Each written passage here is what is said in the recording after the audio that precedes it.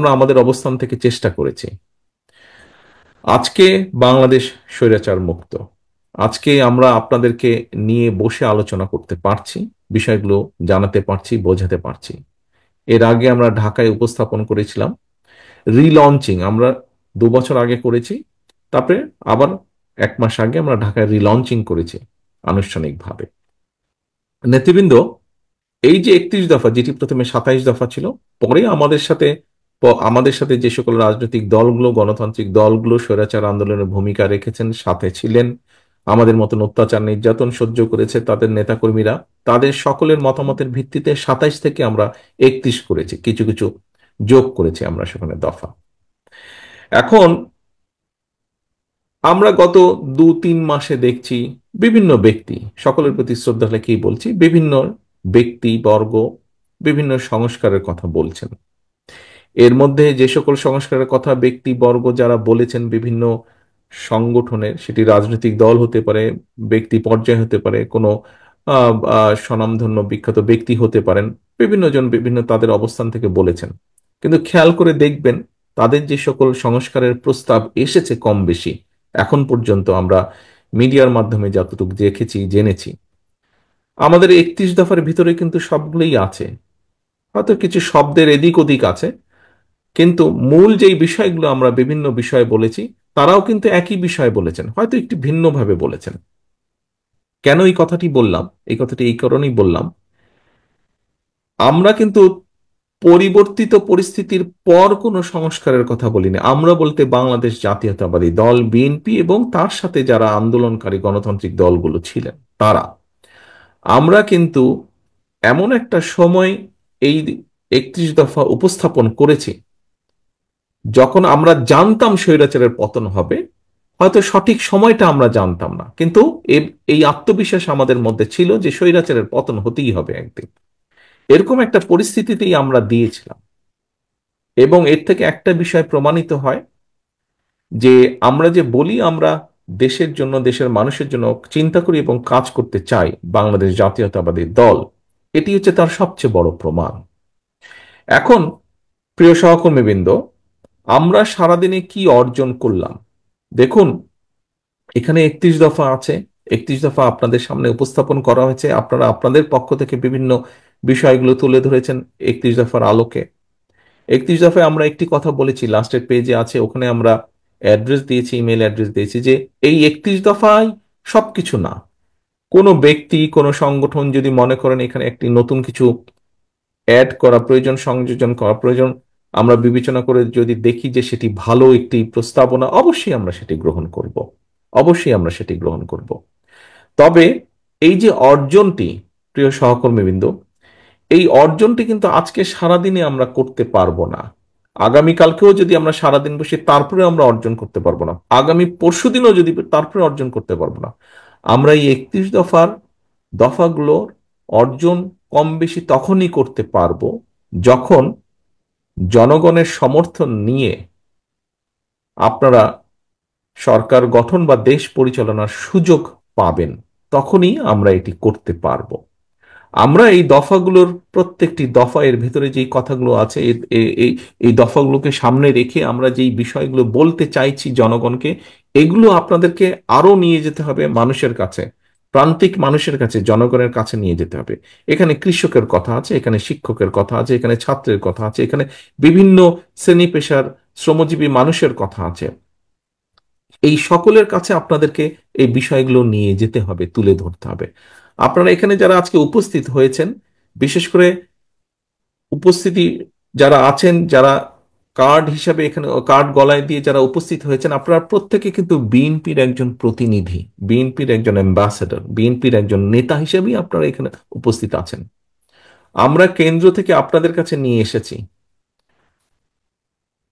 আমরা কেন্দ্র থেকে আপনাদের কাছে নিয়ে এসে ক্যামেরাম্যান যে আছেন, ক্যামেরাম্যানকে আমি অনুরোধ করব যে আমাকে ফোকাসটা, যারা সামনে বসে আছে সবাই নেতৃবৃন্দ, তাদের দিকে দয়া করে ফোকাসটি দিন। আমি এখন স্টেজটি দেখতে পাচ্ছি, আমি স্টেজটি দেখতে চাইছি না, আমি সামনে নেতৃবৃন্দ যারা বসে আছে আমি তাদেরকে দেখতে চাইছি। ক্যামেরাম্যানকে অনুরোধ করবো ওই, হ্যাঁ, এই ফোকাসটি রাখুন, অথবা একটু লং শট হলে ভালো হয়। তো এখন নেতৃবৃন্দ, এই কাজগুলো কিন্তু আমরা কেন্দ্র থেকে নিয়ে এসেছি আপনাদের কাছে। আমরা বিভাগ এবং জেলার কাছে নিয়ে এসেছি।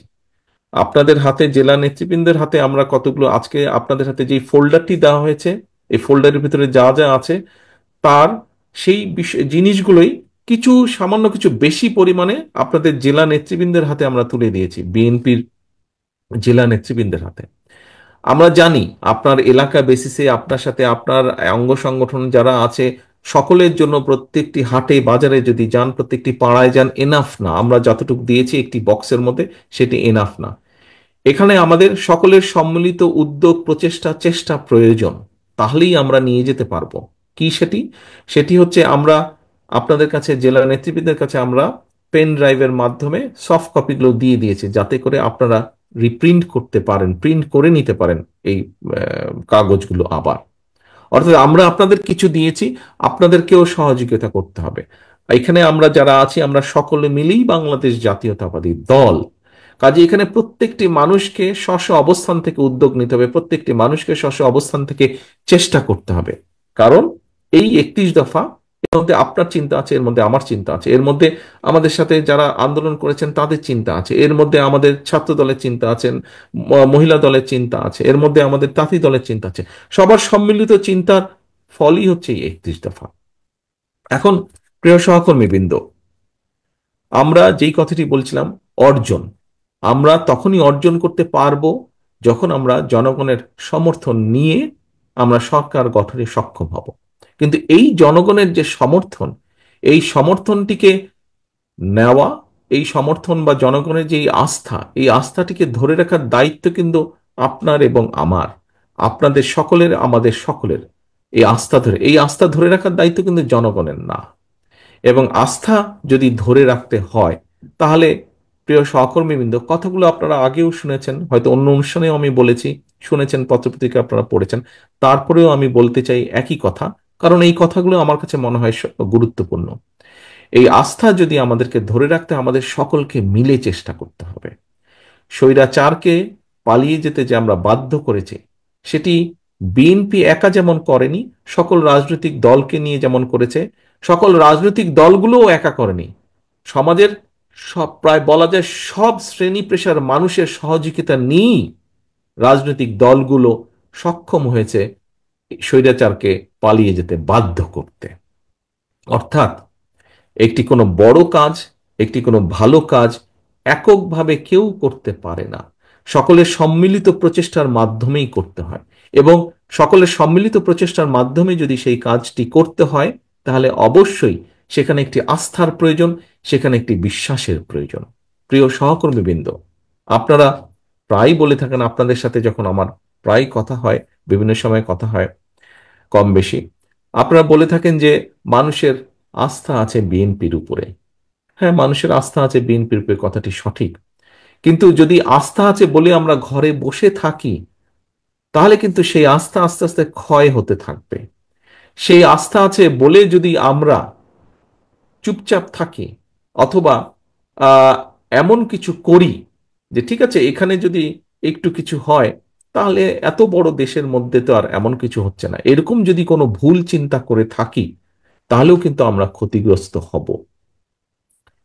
দল আমি একা না, দল আপনি একা না, দল আমরা সবাই। কাজী সহকর্মীবৃন্দ, এই যে বিএনপির প্রতি মানুষের আস্থা আছে, এটিকে আমাদের ধরে রাখতে হবে। এটিকে আমাদের ধরে রাখতে হবে। আমাদের যে কাঙ্ক্ষিত নির্বাচন, একটি রাজনৈতিক দল হিসাবে আমরা একটি গণতান্ত্রিক রাজনৈতিক দল, এবং একটি নিরপেক্ষ স্বাধীন নির্বাচন আমরা আশা করব, চাইব। এটি একটি স্বাভাবিক ব্যাপার। এটি একটি স্বাভাবিক ব্যাপার যে বিএনপির মতন একটি দল একটি নির্বাচনই চাইবে, যে নির্বাচনে মানুষ নিরাপদে, স্বাধীনভাবে, ভয় ভীতিহীনভাবে ভোট দিতে পারবে। আমরা জনগণের যেটি ডিসিশন, যেটি সিদ্ধান্ত নির্বাচনের মাধ্যমে, সেটি অবশ্যই আমরা মেনে নেব। এখন প্রিয় সহকর্মীবৃন্দ, ওই পর্যন্ত তো আমাদেরকে যেতে হবে। ওই পর্যন্ত যেতে হলে আমাদের প্রত্যেককে স্ব স্ব জায়গা থেকে ভূমিকা নিতে হবে।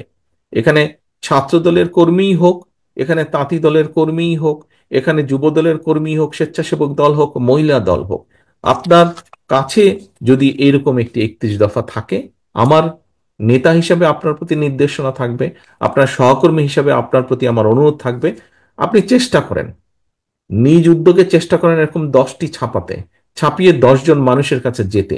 শুধু দিয়ে চলে আসবেন না দয়া করে, যে ভাই ধরেন, সেটি লিফলেটই হোক, আপনার ওই বক্সের মধ্যে এরকম লিফলেট আছে, সেটি লিফলেটই হোক, অথবা এই পকেট বুকটি হোক, পকেট বইটি হোক, শুধু দিয়ে চলে আসবেন না। আপনারা সারাদিন আজকে এখানে জেনেছেন, শুনেছেন, আপনি নিজের ভিতরে ধারণ করেছেন বিষয়গুলো।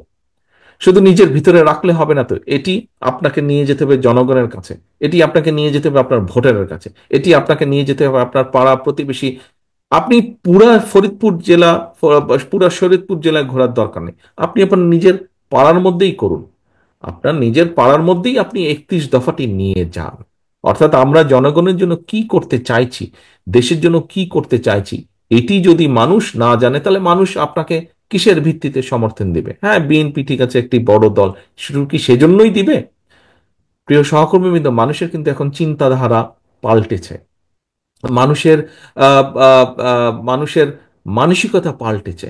এখন কিন্তু মানুষ জানতে চায়, দেখতে চায় যে আপনি বলছেন আপনি তার জন্য করছেন, তার জন্য আপনি কি করতে চান, কি কি করবেন আপনি, সেটি কিন্তু মানুষ বুঝতে চায়, সেটি মানুষ জানতে চায়। কাজেই আমাদেরকে, আমাদের 31 দফার মধ্যে এই কথাগুলোই কম বেশি বলা আছে। আমাদেরকে সেজন্য প্রত্যেকটি শ্রেণী পেশার মানুষের কাছে যেতে হবে।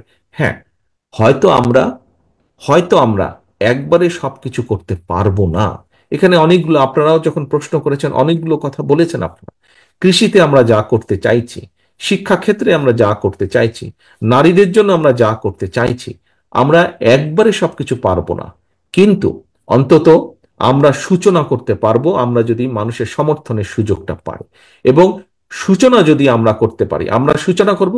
আরেকজন আজকে এখানে যে নেতৃত্ব আছেন, আপনারা সুযোগ পেলে ইনশাল্লাহ আপনারা সূচনা করবেন। আপনাদের পরবর্তী নেতৃত্ব সেটিকে আগিয়ে নিয়ে যাবে, তার পরবর্তী নেতৃত্ব ইনশাল্লাহ সেটিকে সফলতার পর্যায়ে নিয়ে যাবে। এভাবেই সভ্যতা বিকাশ হয়েছে, এভাবেই আমরা তৈরি করব। প্রিয় সহকর্মীবৃন্দ, সকাল থেকে আপনারা অনেক সময় নিয়েছেন, অনেক সময় দিয়েছেন এখানে আপনারা আজকের এই অনুষ্ঠানটাকে সফল করার জন্য। আসুন আমরা, যেটি মূল কথা, সংক্ষিপ্ত কথা, আমরা দেশে একটি জবাবদিহিতার পরিবেশ তৈরি করতে চাইছি।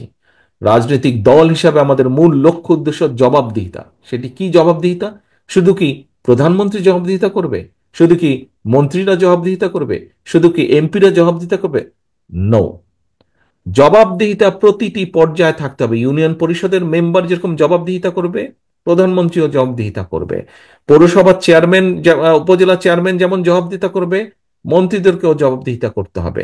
একই সাথে সরকারি বলেন, আধা সরকারি বলেন, প্রত্যেকটি পর্যায়ে যারা আছে, প্রত্যেকটি জায়গায় জবাবদিহিতা তৈরি করতে হবে। একদিনে সম্ভব না, কিন্তু সেটি সম্ভব, অবাস্তব কিছু না। কারণ প্রিয় সহকর্মীবৃন্দ, আপনি যদি আপনার নিজের পরিবারকে দিয়ে চিন্তা করেন, পরিবারে একটি জবাবদিহিতা আছে বলেই কিন্তু পরিবার টিকে থাকে। পরিবারের কতগুলো নীতি নৈতিকতা থাকে, জবাবদিহিতা আছে বলেই, সেই জন্যই পরিবারটি ঐক্যবদ্ধ থাকে। আজকে এই যে পলায়নকৃত যে স্বৈরাচার, তাদের আমলে আমরা দুর্নীতির কথাই বলি, তাদের আমলে আমরা অরাজকতার কথাই বলি, আইন শৃঙ্খলার ক্ষেত্রে অবনতির কথা যেটিই আমরা উল্লেখ করি না কেন, যেটিই আমরা তুলে আনি না কেন, কোনো ক্ষেত্রেই কোনো জবাবদিহিতা ছিল না। আপনারা দেখেছেন 14 সাল, 24 সাল, 18 সাল, তথাকথিত নির্বাচনগুলো দেখেছেন আপনারা। এই ফরিদপুরেই আমরা দেখেছি, পত্রপত্রিকায় দেখেছি যে তাদের অঙ্গ সহযোগী সংগঠনের নেতারাই বলেছে যে, বিভিন্নভাবে পত্রিকা এসেছে যে হাজারো কোটি টাকা তারা পাচার করে দিয়েছে। এখন এই যে অর্থ পাচার তারা করেছে, এটি কার কি ফরিদপুরের মানুষ ভালো সেটি জানে। কিন্তু করেছে তো, ঘটনা তো এরকম একটি নিশ্চয়ই ঘটেছে, নাহলে এই কথা আসলো কেন? এখন দেশে যদি সত্যিকার ভাবে জবাবদিহিতা থাকতো, তাহলে কি দেশের মানুষের এই 2000 কোটি টাকা পাচার করা সম্ভব ছিল? অবশ্যই সেটা সম্ভব ছিল না। কাজেই আমরা দুর্নীতিকেই অ্যাড্রেস করতে চাই, আমরা আইনের শাসনকেই প্রতিষ্ঠিত করতে চাই। আমরা স্বাস্থ্য খাতে, এখানে একজন ডাক্তার সাহেব একটি কথা বলেছেন, আমরা স্বাস্থ্য খাতে এমন একটি পরিবেশ তৈরি করতে চাই যেখানে দেশের মানুষ দেশের চিকিৎসকের কাছেই চিকিৎসা সুবিধা নিতে পারবে। আমরা এমন একটি পরিবেশ তৈরি করতে চাই যেখানে যেখানে শিক্ষার্থীরা তাদের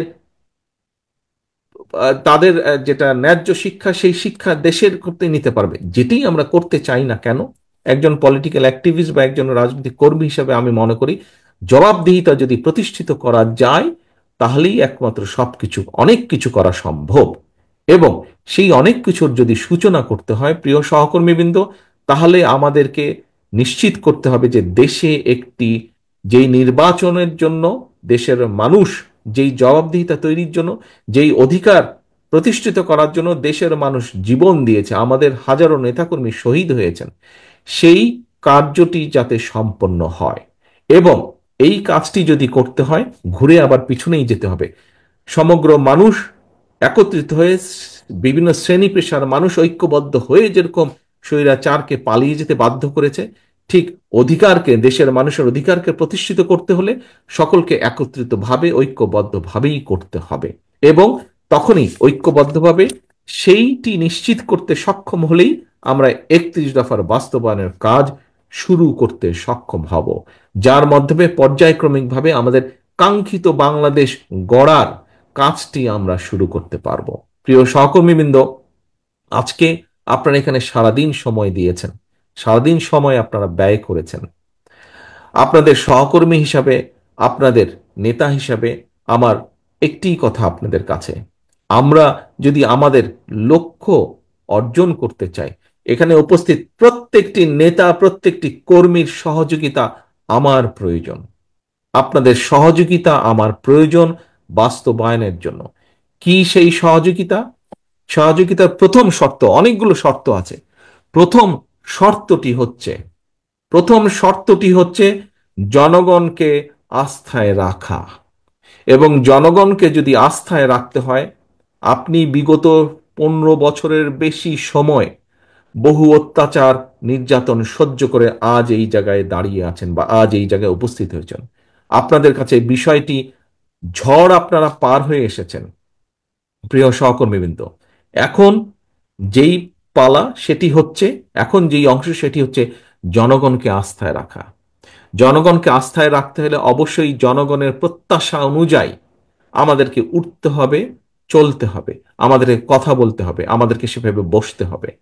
এখানে মিঠু একটি প্রশ্ন করেছিল, মিঠু তার একটি মতামত দিয়েছিল।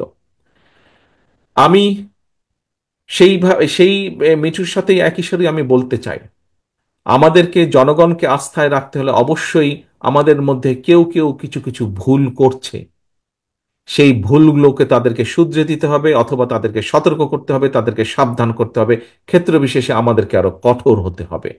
প্রিয় সহকর্মীবৃন্দ, আমরা একটি রাজনৈতিক দল। রাজনৈতিক দলের সবচেয়ে বড় পুঁজি হচ্ছে, আমরা এখানে উপস্থিত প্রত্যেকে এক একজন রাজনৈতিক কর্মী। রাজনৈতিক কর্মীর সবচেয়ে বড় পুঁজি হচ্ছে মানুষের আস্থা। দলের পুঁজি হচ্ছে জনগণের আস্থা। জনগণের আস্থা যদি, এই পুঁজি যদি নষ্ট হয়ে, পুঁজি যদি হাত পড়ে, তাহলে কিন্তু সবকিছু নষ্ট হয়ে যাবে। কাজেই সহকর্মীবৃন্দ, আসুন, আজকে আপনারা যা এখানে শিখে গেলেন, আজকে আপনারা যা জেনে গেলেন, এটি যেরকম আপনারা এখন প্রান্তিক পর্যায়ের মানুষের কাছে নিয়ে যাবেন, একই সাথে আজকের এই অনুষ্ঠান শেষে আমাদের প্রতিজ্ঞা হোক, আমাদের শপথ হোক, আগামী দিনগুলোতে আমরা জনগণের, আপনি যে পর্যায়েরই হন না কেন, আপনি যদি শুরু করেন, আপনার পরবর্তী নেতৃত্ব আপনাকে ফলো করবে। এবং কি সেটি? জনগণের আস্থা ধরে রাখার জন্য আপনাকে যে যে কৌশল নিতে হবে, দয়া করে প্রত্যেকটি কৌশল আপনি গ্রহণ করবেন। এটিই হোক আমাদের আজকের প্রতিশ্রুতি, এটিই হোক আমাদের আজকের শপথ, এটিই হোক আজকের আমাদের অন্যতম প্রধান মূল প্রতিজ্ঞা। প্রিয় সহকর্মীবৃন্দ, আপনাদের সকলকে আন্তরিকভাবে ধন্যবাদ আজকের এই কর্মশালাটিকে সফল করার জন্য। আমি ফরিদপুর বিভাগের সকল পর্যায়ের নেতৃবৃন্দকে ধন্যবাদ জানাচ্ছি। আমি একই সাথে মঞ্চে উপস্থিত যারা স্পিকার আছেন, কিনোট স্পিকার আছেন, তাদেরও সকলকে আন্তরিকভাবে ধন্যবাদ জানাচ্ছি আজকের এই অনুষ্ঠানটিকে সফল করার জন্য। ধন্যবাদ। আসুন, আমাদের প্রত্যাশা হোক জনমানুষের সমর্থন নিয়ে, বাংলাদেশের মানুষের সমর্থন নিয়ে আমরা যাতে কাজ শুরু করতে পারি 31 দফা বাস্তবায়নের জন্য, সেটিই হোক আমাদের লক্ষ্য। যাতে জনগণের সমর্থন নিয়ে আমরা সরকার গঠনে সক্ষম হই এবং সেই সরকার পর্যায়ক্রমিকভাবে 31 দফা যাতে বাস্তবায়ন করতে পারে, এটিই হোক আমাদের আজকের মূল লক্ষ্য, মূল উদ্দেশ্য। নেতৃবৃন্দ, সকলে ভালো থাকবেন, সকলে সুস্থ থাকবেন। আল্লাহ হাফেজ। বাংলাদেশ জিন্দাবাদ। বাংলাদেশ জাতীয়তাবাদী দল জিন্দাবাদ। মাননীয় সভাপতি।